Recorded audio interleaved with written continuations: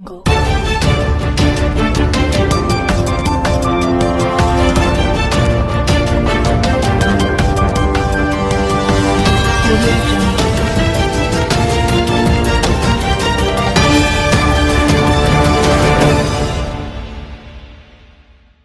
नमस्कार, आप देख रहे हैं मोड़िय भारत न्यूज। मैं संजीव मेहता। आज हम कटिहार जिले के बरारी विधानसभा क्षेत्र पहुंचे हैं, जहां पे यहां के स्थानीय प्रतिनिधि, यहां के समाज सेवी नेता उपस्थित हैं। आज इनसे जानेंगे यहां के अस्थायी मुद्दा यहां का क्या है, और हमने क्षेत्र में जाके विजिट किया और उन क्षेत्रों से भी जाने किनकी क्या समस्या। आज उस समस्या को लेकर हम यहाँ पे तमाम प्रतिनिधि के पास पहुंचे हैं। इनमें प्रतिनिधि भी शामिल है, प्रखंड अध्यक्ष, उपाध्यक्ष, प्रधान सचिव, समाज सेवी सभी शामिल है। आज हम जानना चाहेंगे यहाँ पे हमारे प्रखंड अध्यक्ष मनोज सिंह कुशवाहा जी से कि अभी तक गंगा घाट पर पुल निर्माण क्यों नहीं हो पाई, और ये आंदोलन काफी दिन से चलती आ रही है। आज बिहार में 15 साल पहले जो सरकार थे, क्या विकास था, और आज जो विकास का धारा बहा है।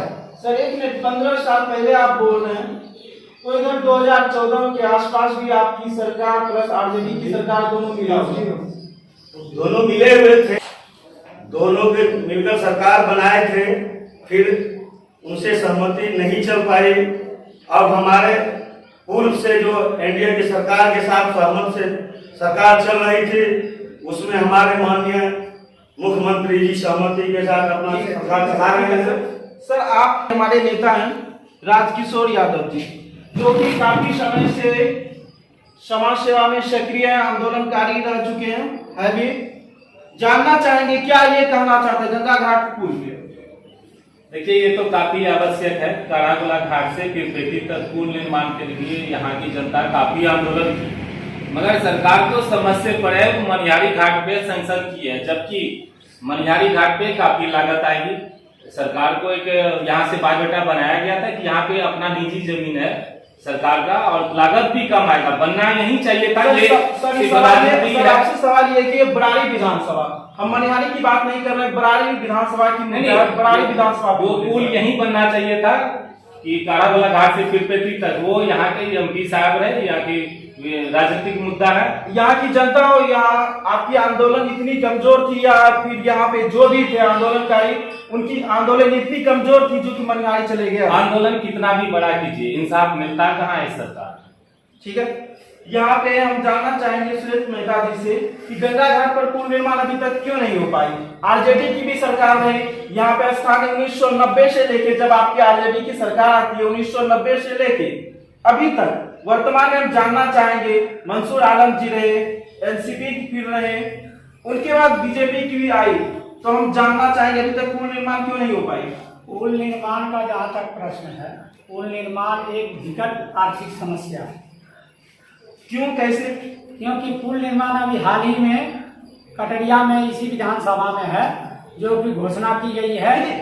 कटरिया पहले की बात है, अभी जो ये नई बात नहीं है, बहुत पुरानी बात है। यहाँ की जो पुल निर्माण की बात हो रही है काफी वर्षों से हो रही है। यहाँ की जो यहाँ की जो क्रांतिकारी नेता लोग हैं, नेता छोड़, यहाँ की जो समाज सेवा है वो काफी मेहनत कर रहे हैं, फिर यहाँ की आवाज क्यों नहीं सुन रहा। यहाँ की स्थानीय विधायक नहीं सुन पा रहे, सांसद नहीं सुन पा रहे, मुख्यमंत्री नहीं सुन पा रहे। सरकार जो है विशेष ध्यान नहीं दे रहा है कि बरारी जो है बहुत ही ऐतिहासिक स्थल है, यहाँ शेरशाहबादी की रोड है, पहले यहाँ बनना चाहिए था, लेकिन यहाँ की सरकार नहीं बनने दे रही है।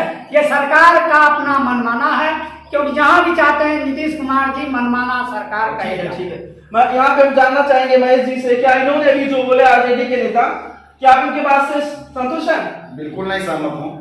मेरा यह कहना है 2005 में हमारा एनडीए का सरकार बिहार में बना था जी, माननीय मुख्यमंत्री नीतीश जी और आदरणीय सुशील कुमार मोदी जी का सरकार था।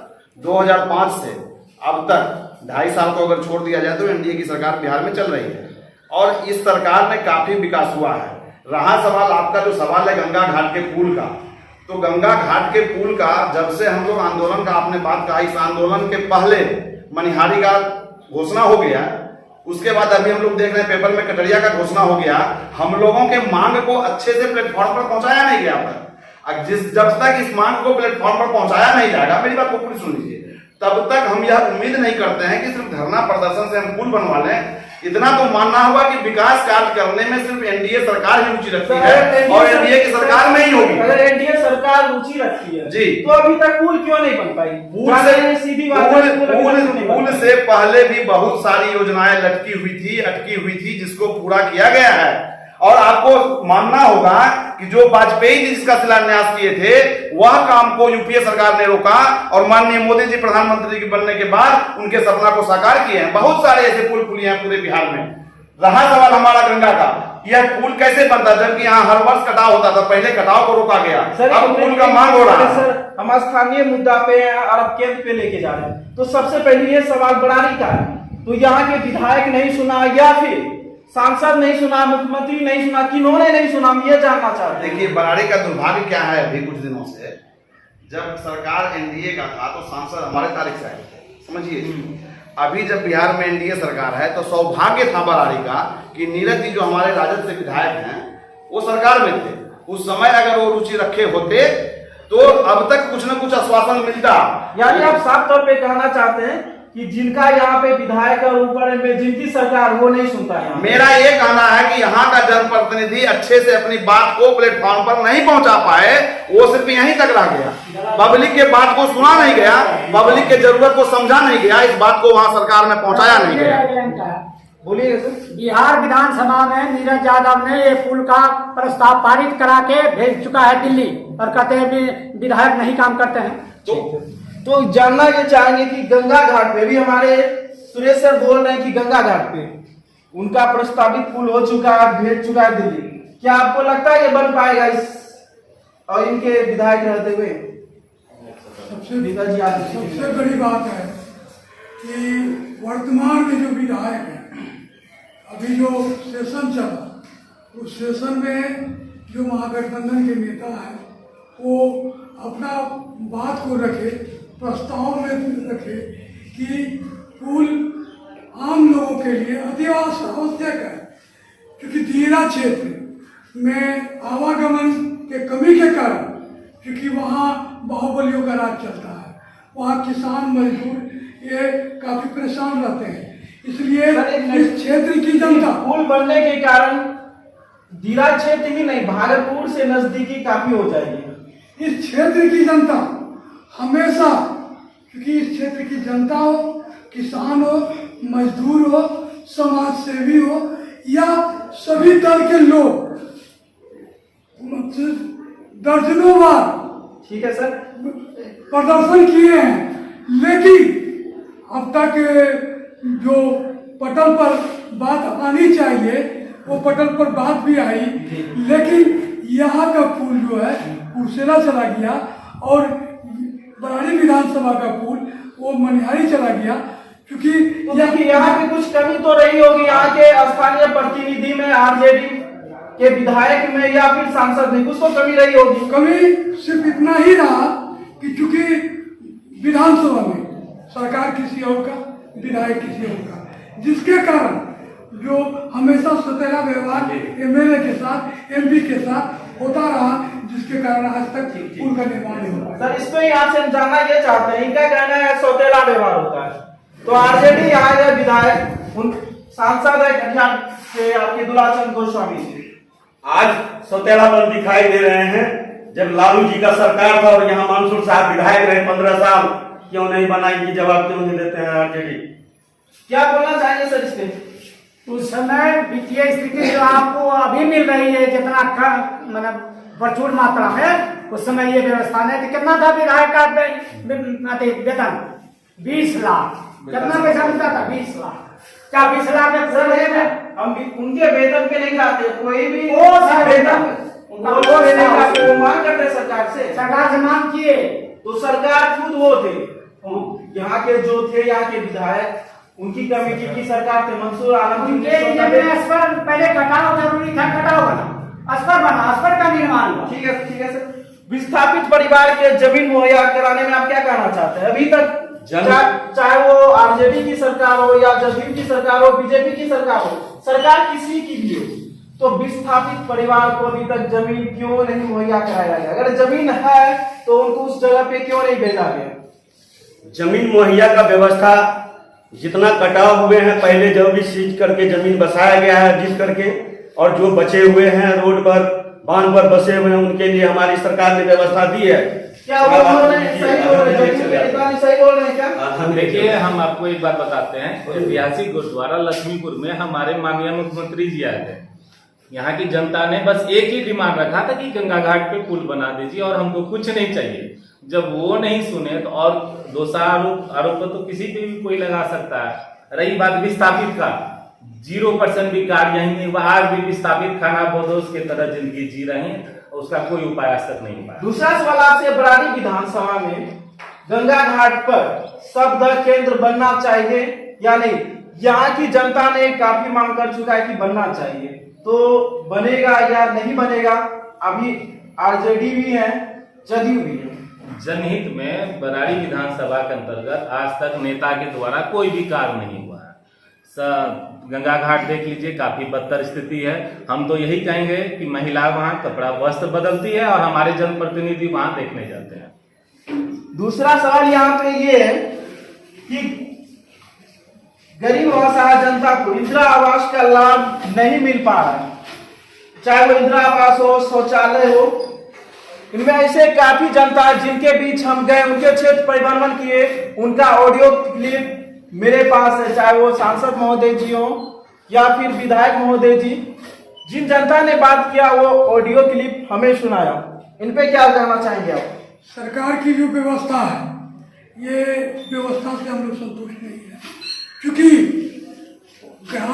जो महात्मा गांधी ने ग्राम स्वराज का सपना देखा था, वो महात्मा गांधी का सपना पूरा नहीं हो पाया। आज जो वर्तमान सरकार है वो अपने स्तर से, क्योंकि इंदिरा आवास में या शौचालय इंदिरा आवास से सर, आज सरकार ने विकास का तो धारा बहा है, बोलने वाले बोलेंगे।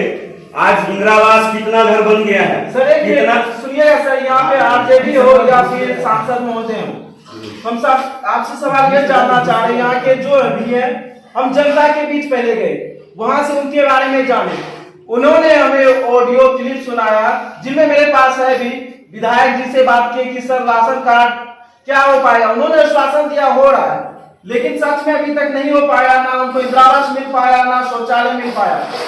कि राज्य में आपकी सरकार है और यहाँ पे आरजेडी का विधायक है, ये बोलिए सर। यही तो बोलने जा रहे थे, आप बोलने लगे। आज यहाँ पर कितना इंदिरा आवास, किसको पेंशन नहीं मिल रहा है? 80% आदमी को इंदिरा आवास मिल चुका है, पेंशन मिल रहा है। पेंशन में कोई भी पहले जो नियम था बीपीएल एपीएल हटा दिया गया, 60 वर्ष पूरने के बाद सभी को पेंशन मिल रहा है। आज घर घर शौचालय बन गया है, 80% 90% तो शौचालय बन चुका है। क्या बन चुका है क्या? देखिए, यहाँ पे सच कहा हम बरारी विधानसभा का बात कर रहे हैं। सच कहा जाए, बरारी परिषद में भ्रष्टाचार का बोलबाला। बरारी विधानसभा में हाँ, पूरा विधानसभा में भ्रष्टाचार का खेल चल रहा है। अगर आपके पास पैसा है तो मकान पे मकान बन जाएगा, गरीब का मकान नहीं बन रहा है।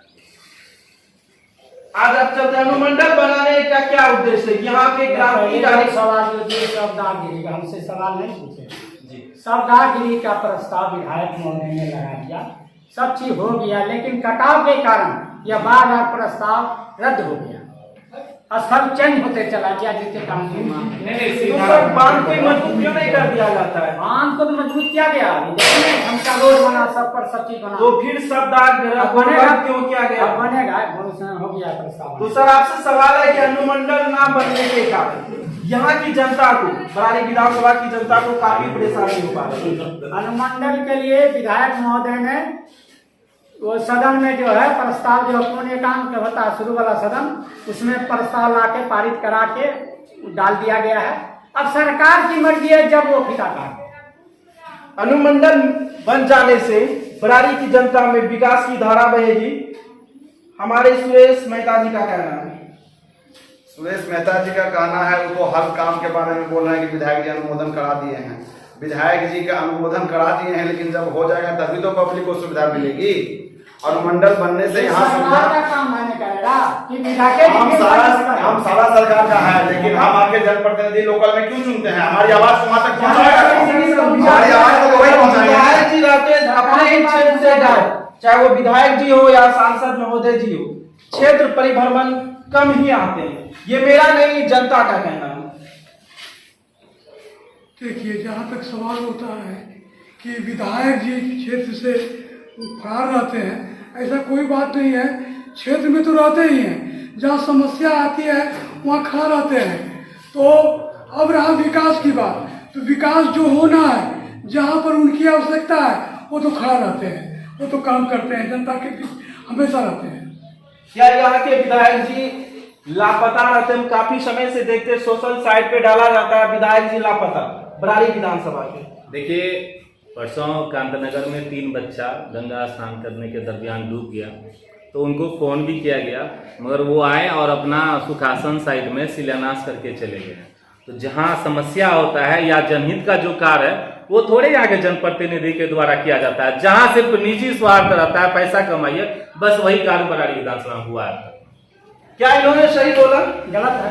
संपूर्ण जगह रोड का अंबार लगा हुआ है। यहाँ पे हम सांसद जी के बारे में भी जानना चाहेंगे। सांसद जी अपने कार्य क्षेत्र से गायब रहते हैं, उनका नाम ही ना लीजिए तो बरारी धरती पे बड़ा ऐसा, वो तो मोदी जी को देख के वोट दिया गया, सांसद जी को थोड़ी देख के वोट दिया गया। ठीक है, ठीक है।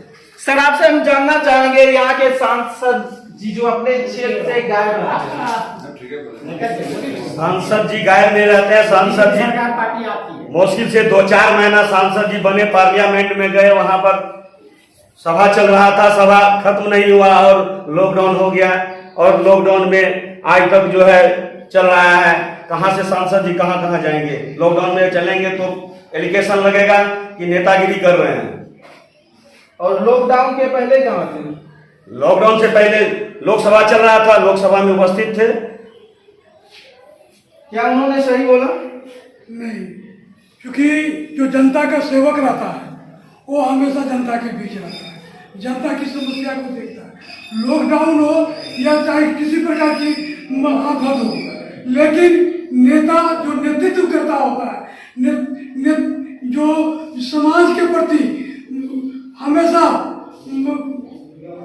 मतलब आगे रहता हो, वो हमेशा जनता के बीच रहता है, जनता के सुख दुख में रहता है। लेकिन सांसद महोदय प्राय हमारे क्षेत्र से वो गायब रहते हैं, और इसका प्रमाण है कि पिछले बार इनकी पुतला भी, क्योंकि क्षेत्र में नहीं रहने के कारण उनकी पुतला भी जलाया गया था। सर, एक सवाल जनता के द्वारा कि हमारे क्षेत्र में हमारे मुख्यमंत्री महोदय कहते हैं जल जीवन और हरियाली एवं बिजली, तो विद्युत आपूर्ति सिर्फ बरारी विधानसभा के क्षेत्र में कमी रहती है। 24 घंटा में 23 घंटा भी नहीं दिया जाता है बिजली, जो पूर्व में देखा भी गया। 23 घंटा क्यों कहते हैं? बिजली तो इससे पहले क्या मिलता था? जो मोबाइल चार्ज नहीं हो पाता था, मोबाइल चार्ज के लिए लोग तरसते थे। आज तो बिजली अगर घंटे 2 घंटे किसी पर परेशानी से कटता है कि तार टूट जाता है या मान लीजिए कहीं गाछ गिर जाता है, आंधी आ जाता है, नहीं तो आपको बिजली 24 घंटा मिलता है। विद्युत आपूर्ति के लेके क्या बोलेंगे आप? देखिए, जनहित में जितना भी काम हुआ है वो सब यहाँ के जनता का श्रेय जाता है। वो आंदोलन करती है जनता, तो प्रशासन के द्वारा उसका मांग पूरा किया जाता है। विद्युत आपूर्ति, विद्युत तो अभी इस समय ट्रांसफार्मर जब नया लगा 10 kV का, तो उसमें कुछ 2-4 रोज गड़बड़ हुआ था, लेकिन अब तो 24 घंटा बिजली आ रही है, जा रही है।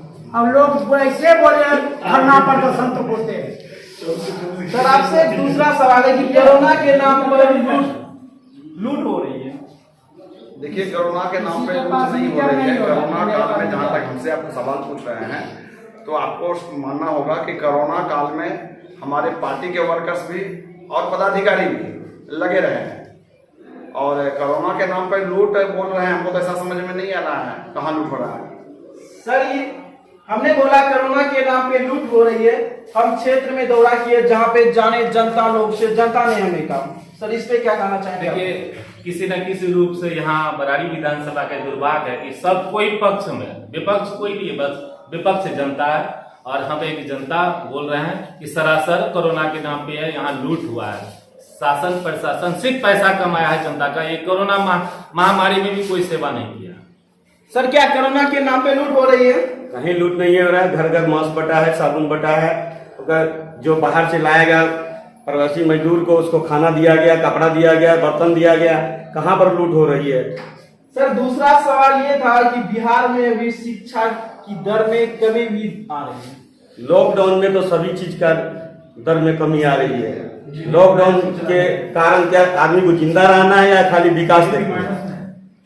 सर आप बताएंगे बिहार में शिक्षा दर में कमी क्यों हो पा रही है? अब नीतीश जी का कहना है सर्टिफिकेट लाओ नौकरी पाओ। सर्टिफिकेट तो आज लोग मतलब नहीं भी पढ़ता है, दूसरे को बैठा के। सर अगर ऐसा हो पाता तो आज सबका जॉब होता, नौकरी पाओ। हो ही रहा है, क्योंकि हम मुखिया प्रतिनिधि हैं। पंचायत में बहुत ऐसे लोग टीचर की बहाली हुई है जिसको 80% 90% मार्क्स है, लेकिन वो अपना हस्ताक्षर नहीं मतलब कर सकता है, लेकिन उसकी बहाली हुई है। अब वो क्या पढ़ाएगा विद्यार्थी को? ये तो शिक्षा का स्तर है, तो शिक्षा का स्तर और शिक्षा का दर तो गिरेगा ही। शिक्षा बिहार में शिक्षा की दर में कमी को लेकर आप क्या बोलना चाहेंगे? देखिए, शिक्षा का स्तर का जहाँ तक सवाल है कि कमी, तो यह बहुत पुराना मामला है। मामला तो अभी सर हम बोलना ये चाह रहे हैं कि पहले जो भी मामला था अभी कमी आ रही है, वर्तमान समय में कमी आ रही है पहले से भी। वर्तमान समय में तो अभी 4 महीने से लॉकडाउन है, सारे विद्यार्थी घर में पढ़ रहे हैं। और ऑनलाइन पढ़ाई क्या होती है, तो शिक्षा का स्तर क्या है, तो सारी चीज का स्तर नीचे गिरते जा रहा है। जब तक कोरोना काल खत्म नहीं होता तब तक कुछ होने वाला नहीं है। बिहार में शिक्षा दर में कमी, शिक्षा दर में कमी तो हो गई, क्योंकि जितने नवयुवक हैं वो आज तक उसकी बहाली नहीं हो रही है, परीक्षा नहीं हो रही है, किसी भी प्रकार का परीक्षा नहीं हो रही। तो पढ़ाई जब नहीं होगी, परीक्षा नहीं होगी, पास नहीं करेगा। सर कोरोना काल में कैसे ले सकता है एग्जाम?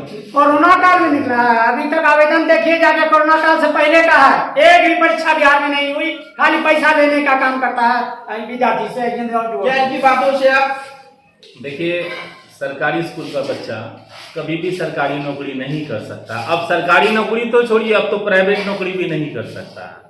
हमारे सरकार, भारत प्रधानमंत्री बोले थे कि देश बढ़ रहा है, देश बढ़ रहा है। उनको समझ में आनी चाहिए, देश बढ़ेगा जब तक शिक्षा यहाँ मजबूत नहीं होगा। शिक्षा पे कहीं कोई ध्यान नहीं दिया जा रहा है। काफी दुर्भाग्य है, बच्चों का भविष्य अंधकार में है। सर अभी रेलवे निजीकरण हो रही है, क्यों? रेलवे निजीकरण होने से रेलवे का साफ सफाई, रेलवे का टाइमिंग, रेलवे का व्यवस्था, आज एयरलाइंस निजीकरण हो गया है, तो देखिए एयरलाइंस में कितना अच्छा व्यवस्था हो गया है। इस तरह का व्यवस्था हो जाएगा, उससे सर आपकी बातों से लग रहा है कि आप सरकार पे आरोप लगा रहे हैं, सरकार नहीं कर पा रही थी इसलिए वो निजी। नहीं, सरकार पे आरोप नहीं लगा रहे थे, सरकार पे मैं आरोप नहीं लगा रहा हूँ। अगर निजीकरण हो रहा है इससे परेशानी किसको है, मैं ये जानना चाहता हूँ आपके माध्यम से।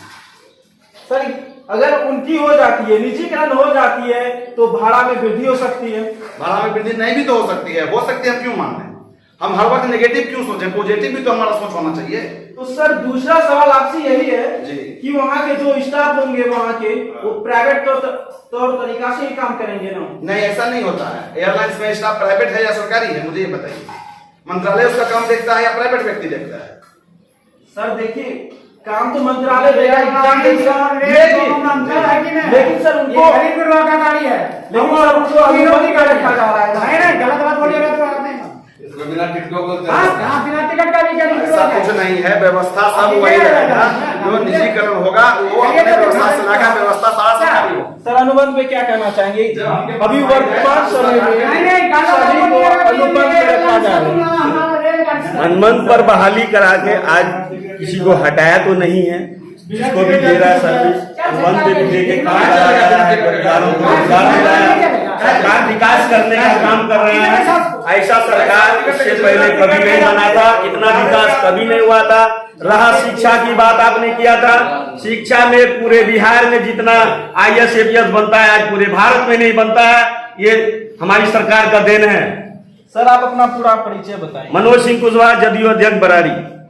सर इस शिक्षा पे लेके क्या कहना चाहेंगे आप? शिक्षा तो बिहार का पूरा स्तर गिरा हुआ है, शिक्षा में कहीं शिक्षा गया, शिक्षा चलेगी। अब जो अनुबंध हो रहा है कि रेलवे में 11 साल का अनुबंध पे आपको रखा जाएगा, अगर निजीकरण हो गया तो आपको चाहे हटा भी सकता है, तो आम स्टूडेंट का क्या होगा? अभी तो पूरा देश को बेच रहे हैं मोदी जी। आज शिक्षा निजीकरण हो रहा है, रेलवे निजीकरण हो रहा है, अस्पताल निजीकरण हो रहा है, सारा व्यवस्था जो देश का है वो सब निजीकरण हो रहा है।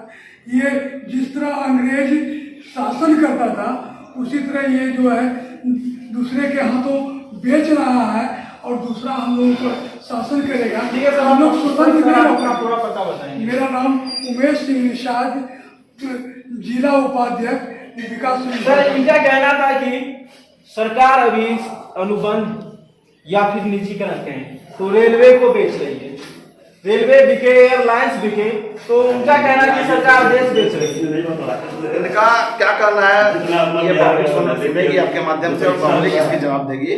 पब्लिक सब समझ रही है। अगर मोदी जी देश बेचते होते तो मोदी जी का जो बोलबाला है देश में नहीं विदेश में वो नहीं होता पब्लिक के बीच, जनता के बीच। मोदी जी जो कर रहे हैं वो देश के लिए कर रहे हैं। ऐसा देखा जाता है कि विकसित देश, अगर ऐसा विकसित देश में हो रहा, विकसित देश का यहाँ पे ला रहा है, तुम जानना चाहेंगे सर इसके माध्यम से उन स्टूडेंट को या उन स्टाफ को क्या प्रॉफिट होगा? कई वर्षों से बिजली निजीकरण है बंगाल में, कितना अच्छा चल रहा है।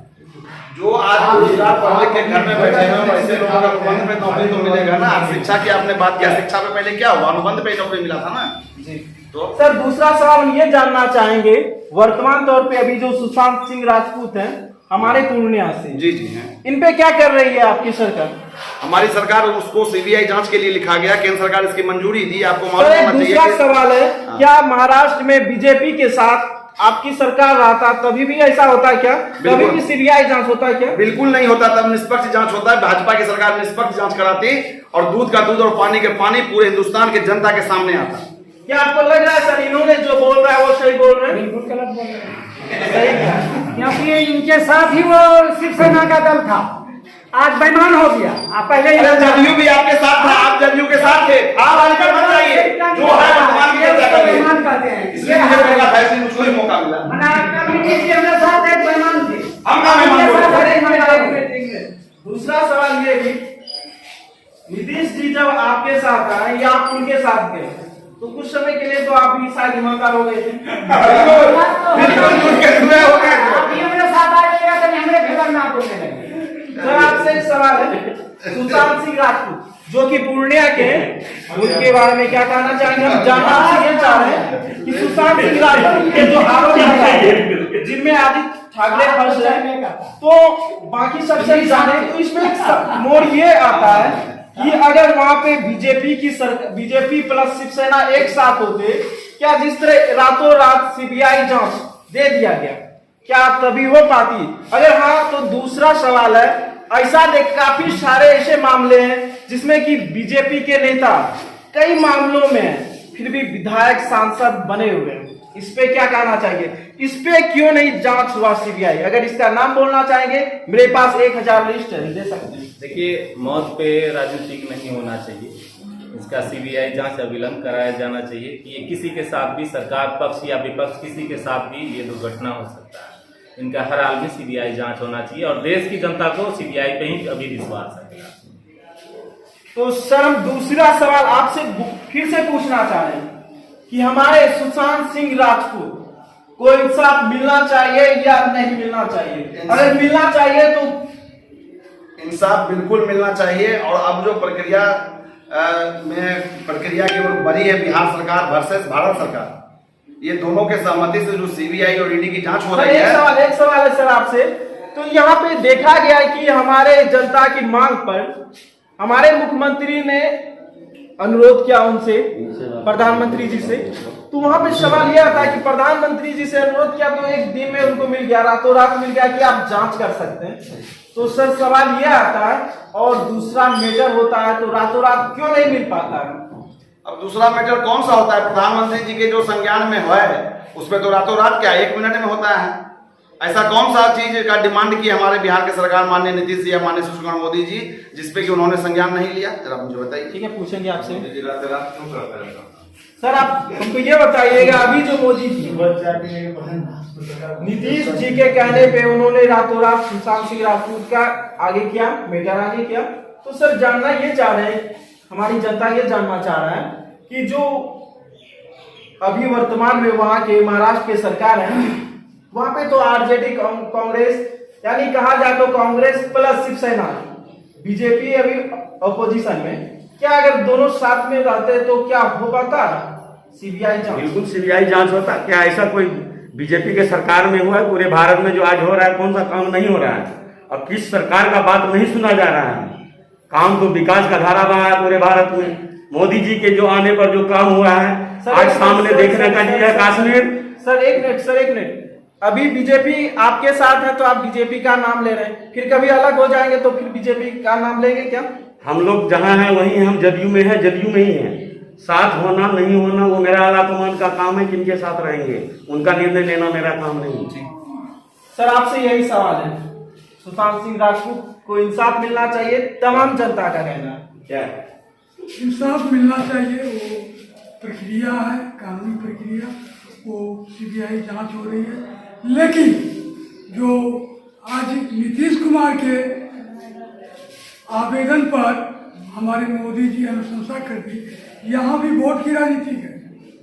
आज नीतीश कुमार जी आवेदन लिखते हैं, उस पर क्यों एक्शन लेते हैं कि सीबीआई जांच होनी चाहिए, कार्रवाई होनी चाहिए, कार्रवाई होनी चाहिए, सीबीआई जांच होनी चाहिए। बहुत सारा ऐसी समस्या है लेकिन उस पर नहीं हो रही है। लेकिन यहाँ सिर्फ वोट, इसमें वोट की भी राजनीति है कि कम से कम राजपूत का वोट हम बटोर सकें। ये हमारे मोदी जी का और नीतीश जी का ये राजनीतिक है। देखिए फिर सर ये जातिवाद पे आ गए आप, तो देखिए सर कहीं भी किसी क्षेत्र में राजनीति में जातिवाद नहीं होनी चाहिए सर। ये पूरे बिहार में ही पूरे देश की क्या सर एक जाति से सरकार बन सकती है सर? हम पूरे देश की बात करते बन सकती है हैं सर कि जातिवाद पर ही राजनीति चल रही है।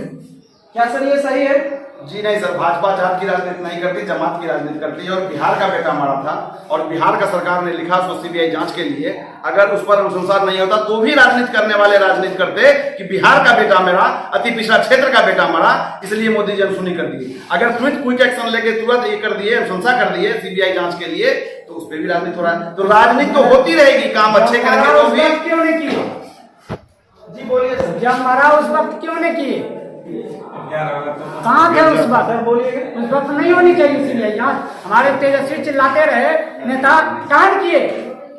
सर मुख्यमंत्री तक आवाज जाती तो वो करते। कर मुख्यमंत्री विरोधी दल का नेता वहाँ चिल्ला रहे हैं और मुख्यमंत्री तक क्या पूरा देश सुन रहा था। अरे विरोधी तो होता ही है चिल्लाने के लिए। हाँ तो ठीक है, आप यही कहते थे कि विरोधी चिल्लाते रहता।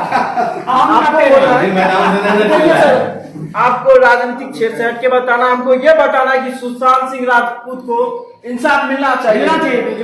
क्या कि वो उनका फेस सारा बिहार है, वो बिहार का बेटा है और खासकर वो सीमांचल क्षेत्र का बेटा है। हम लोग भी सीमांचल से हैं। बिहार का बेटा नहीं, पूरे देश का बेटा है। तो उनको मिलना चाहिए। इनके लिए आम जनता को क्या संदेश जाएगा आपके द्वारा? देखिए ये हमारे जो सरकार है उनका ही कहिए एक प्रकार से ये कमजोरी है। अब तक में तो जांच हो जाना चाहिए, इतना देर करने का मतलब है वो होता है कि इसको मामला को निपटारा करना, जिस रूप से भी मामला को सलटाया जा रहा है, नहीं तो अब तक में सीबीआई जांच का आदेश हो गया रहता। और उम्मीद भी मत कीजिए कि उनको इंसाफ नहीं मिल पाएगा। अब ये लगता है हमको कभी उनको इंसाफ नहीं मिल पाएगा। इंसाफ क्यों नहीं मिल पाएगा? उनको इंसाफ मिलेगा और सीबीआई की जांच वो कह रहे हैं कि अब तक हो गया होता। उनको पता होना चाहिए कि सीबीआई की जांच चल रही है। जब पहली पुलिस टीम गई तो उनको क्वारंटाइन कर लिया गया और जो जिनको क्वारंटाइन किया गया उनको गृह मंत्रालय के द्वारा जब उनका क्वारंटाइन का समय पूरा हुआ तो उनको सीबीआई में भेजा गया जांच करने के लिए। ऐसा क्यों हुआ? क्वारंटाइन में एक जो है सामाजिक या मेडिकल की व्यवस्था है, वो कैसे डॉक्टर किए क्या किए उसको उसकी व्यवस्था है, ये बीमारी की व्यवस्था है। लेकिन हिमाचल प्रदेश में आपने जो मास्क और ये जो चुराया आपका प्रदेश अध्यक्ष, क्या हुआ? क्या बात हुआ सीबीआई? इस पे क्या कहना चाहेंगे? क्या सर? उन्होंने कहा कि हिमाचल प्रदेश में आपके प्रदेश अध्यक्ष ने चुराया मास्क, यानी साफ तौर पे कहा जाए कि घोटाला हुआ। ये मामला मेरे संज्ञान में नहीं आया। हम इसी तरह जानिए कम से कम पार्टी हम इसी तरह का मैटर लेके बरारी विधान देश की हो रही है पैसे की। हम इसी तरह का मैटर बरारी विधानसभा को लेकर आपसे मिलते रहेंगे, आपको अवगत कराते रहेंगे कि बरारी विधानसभा में क्या विकास हो रही है, बरारी विधानसभा में यहाँ की जनता क्या चाह रही है। जब हमारी टीम और हम बरारी विधानसभा में घूमे, हर क्षेत्र का परिभ्रमण किए, तो वहां से हमें यह पता चला कि बरारी विधानसभा का ही बेटा होना चाहिए उस क्षेत्र में, वहां का अस्थायी विधायक होना चाहिए जो कि उनकी बात समझ सके, सुन सके। और जनता का ही कहना था कि उनका विधायक लापता रहता, सांसद लापता रहता है। अब फैसला आपको करना है, पहला कि स्थानीय बरारी के जो है वो बरारी का सपोर्ट करें जो भी हो यहाँ से, दूसरा आप सुशांत सिंह का सपोर्ट करें। आप देख रहे थे मौर्य भारत न्यूज। जय हिंद, जय भारत।